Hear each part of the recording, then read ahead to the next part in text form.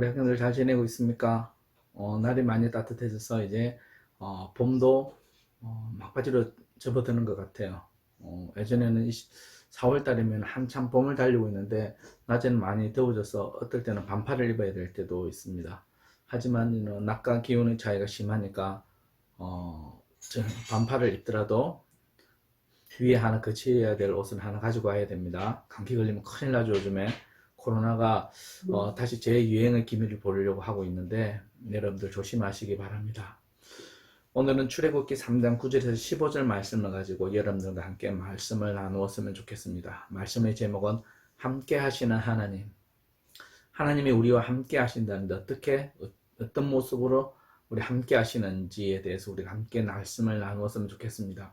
오늘 출애굽기 1장부터 해서 전 앞부분을 우리가 한번 둘러볼 것인데 1장 8절에서는 요셉의 사적을, 요셉이 어떤 일을 했고 어떤 사람인지 전혀 모르는 왕이 등극되었다는 것을 이야기를 하고 있습니다. 그래서 이 왕이 어떤 고민을 하게 되냐면은 이방 민족인 이스라엘 민족들이 너무 번창을 하니까 이들이 두려워하기 시작합니다. 전쟁 시에 적들의 편을 들어버리면은 큰일이지 않냐, 내부의 적이 생기면은 우리나라를 망하지 않느냐, 그런 걱정을 가지기 시작하고, 그래서 이들이 아이디어 낸 것이 뭐냐면은 이스라엘 민족이 강제 노동을 시켜서 과도한 노동력을 착취함으로 인해 가지고 이들이 다른 생각을 품지 못하도록 합니다.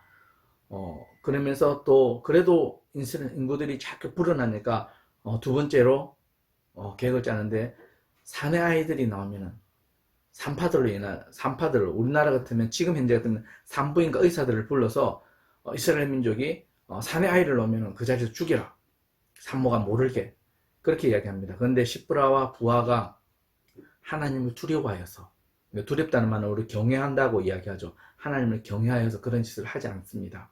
그래서 다시 이집트 왕은 이야기합니다. 사내 아이가 나면 강물에 던져라고 이야기합니다. 그래서 이스라엘 민족의 피 맺힌 절규가 하늘나라까지 다 자라게 됩니다. 그래서 하나님께 2장 23절과 25절에 보면 하나님께 울부짖으니 그랬습니다. 그러니까 하나님께서 들으시고 아브라함과 이삭과 야곱과 맺으신 계약을 생각하시오라고 말씀하고 있습니다. 우리가 하나님 앞에 나아갈 때 하나님은 우리를 보고 계시지만 움직이시지 않으시죠.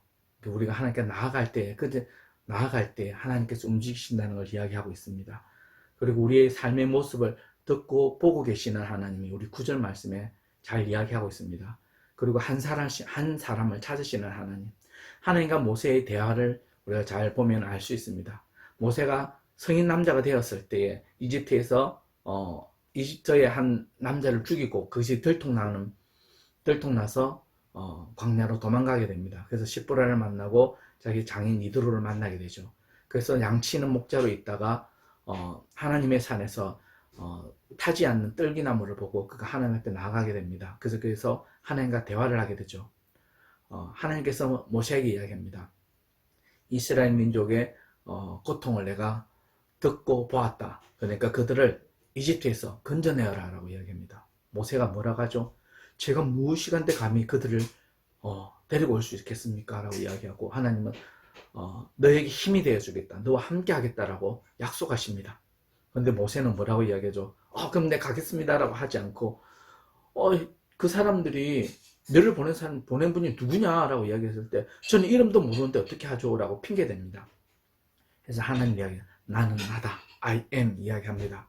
아브라함, 이삭, 야곱의 하나님이다. 그리고 하나님의 이름이 야훼다 라고 말씀하시죠. 그리고 너의 고난을 보았다. 그리고 이집트 왕을 단단히 몰아세우지 않는 한 너희를 내보내지 않을 것이다 라고까지 이야기합니다.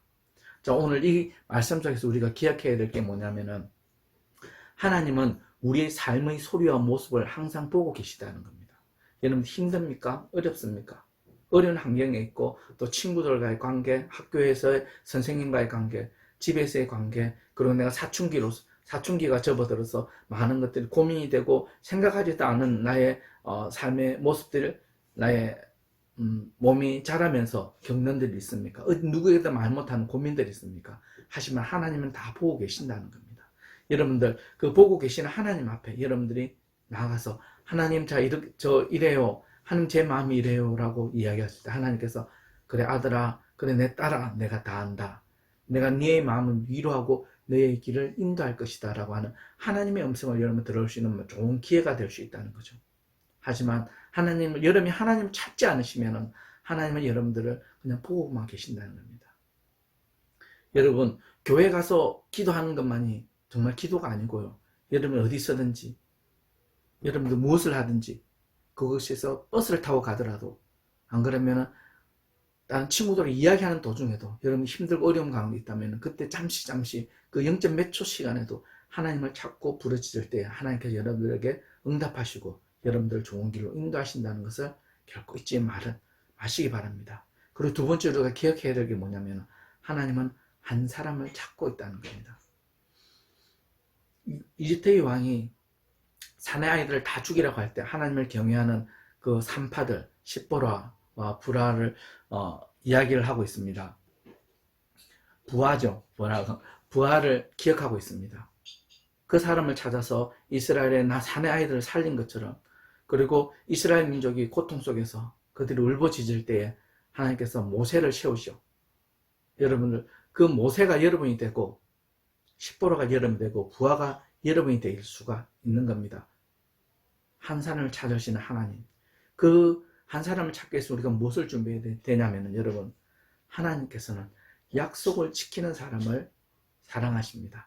약속을 지키는 사람을 하나님께 찾고 계신다는 겁니다. 하나님과 약속에 뭐가 있습니까?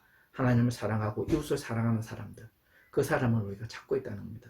여러분들 하나님의 사람을 찾을 때에 누굴 찾지? 그럴 때에 우리 사령교회 우리 중고등부가 있지, 저들이 있지 라고 그런 하나님의 음성이 여러분 속에 듣기를 원하고, 또 우리 선생님과 우리 학생들 마음속에 들려지기를 간절히 원합니다.